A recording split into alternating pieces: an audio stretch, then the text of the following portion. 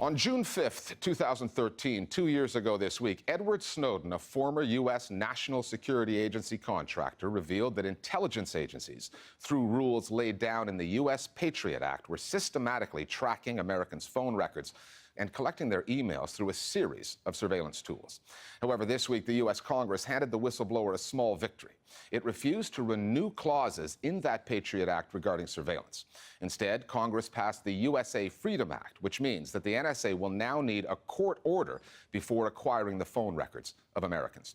Daniel Ellsberg knows what Edward Snowden has gone through. The former military analyst was the first whistleblower prosecuted in U.S. history. He was the source for the Pentagon Papers, which in 1973 revealed a quite different picture of the Vietnam War, that it was basically unwinnable, as opposed to what Americans were being told at the time by their leaders. And in 1975, when the last American soldiers were airlifted out of Saigon, Ellsberg was credited for helping end that war. Like Edward Snowden and Chelsea Manning before him, Daniel Ellsberg faced legal consequences for blowing the whistle. And over the past few years, Ellsberg, who's now in his 80s, has reemerged from his retirement in California as an advocate for those who want to get the truth out. He spent this past week on a 4-city whistle-stopping tour of Europe in support of whistleblowers. We got to sit down with him in London. Daniel Ellsberg, it's nice to have you here at the Listening Post. We've tried to get you into the chair before, but it's taken us a while. Glad to be here. Thank you.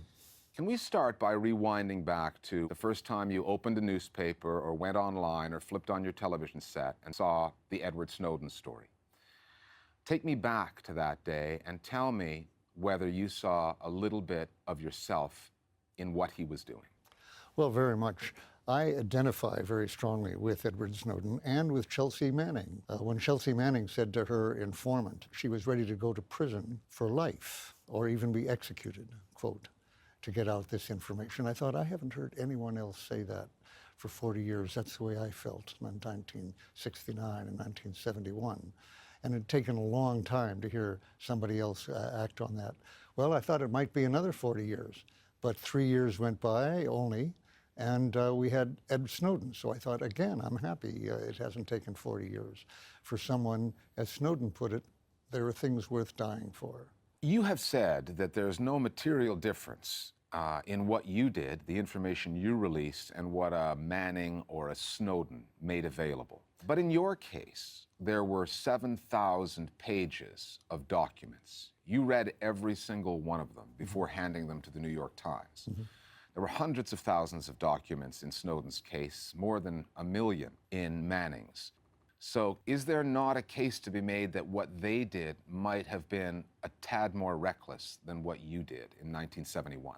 There were certainly risks in it, in that they couldn't judge entirely, obviously, what problems might arise from some material they hadn't read in detail. If they'd asked me to put it out, for example, I would at that time have been reluctant to put out material that I hadn't read. I wouldn't have done it, as a matter of fact.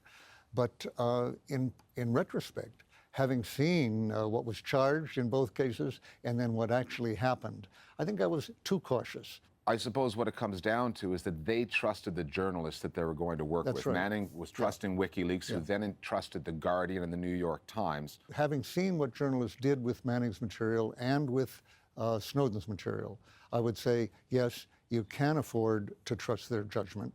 On the one hand, I would trust, from experience now, Manning's judgment and Ed Snowden's judgment.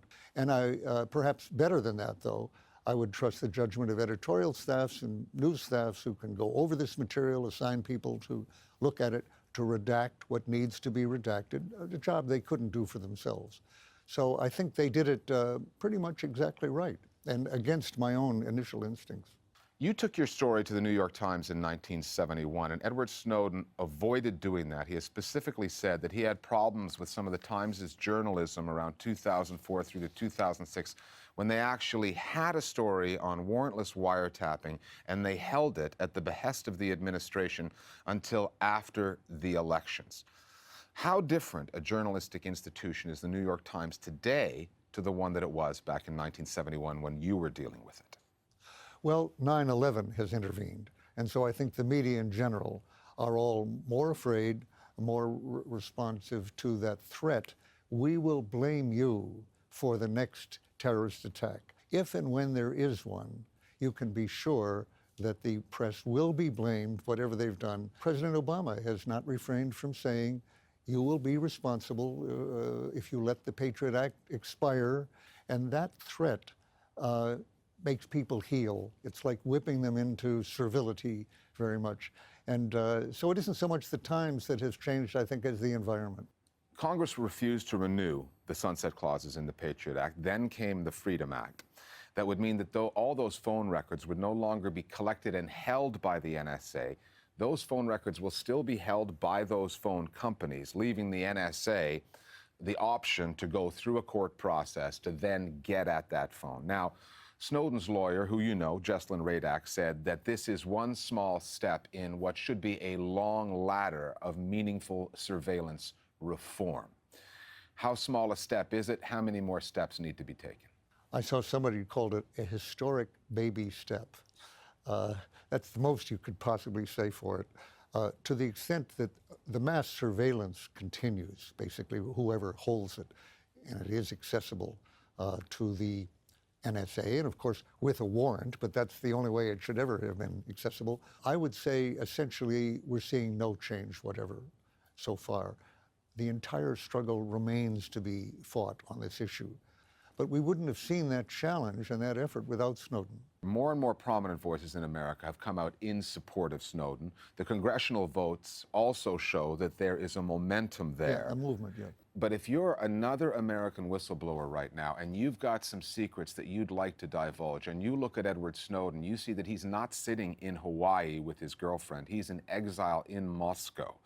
So the chill remains, doesn't it? Oh, the chill is there, definitely, and it's more chilling than ever before because telling secrets of the organization to outsiders is not a good career move. Now, if you add to that the classification issue in the national security issue, you will also be called a traitor in the most serious sense, in a technical sense. What's new under Obama being prosecuted and the likelihood of going to prison for a long time, whether it's 32 months, like John Kiriakou, who revealed the name of a torturer in CIA. Jeffrey Sterling, just been 42 months, a real whistleblower. Chelsea Manning, 35 years. The situation has gotten more dangerous for whistleblowers, no question about it. Edward Snowden, if he came back here, I think would have to look forward to life in prison. Finally, you recently turned 84 years of age. You're touring Europe, doing 4 cities in a week, talking about these issues. Aren't you at the stage of your life where you should be spending more time with your grandchildren? You live in California, I don't know, working on your golf swing. Mm-hmm. What keeps you out here? Well, I'm really supposed to be spending my time on, as my publisher knows, on a deadline that has been extended several times for Bloomsbury Press. But what keeps me from doing that is that these issues keep arising, actually. That's my excuse. Sometimes when people ask me, how come you're still at it? I say, well, they're still at it, so I'm still at it. I look forward to talking to you again once the book comes out. Daniel Ellsberg, I'll be happy to do it. It's been a rare pleasure.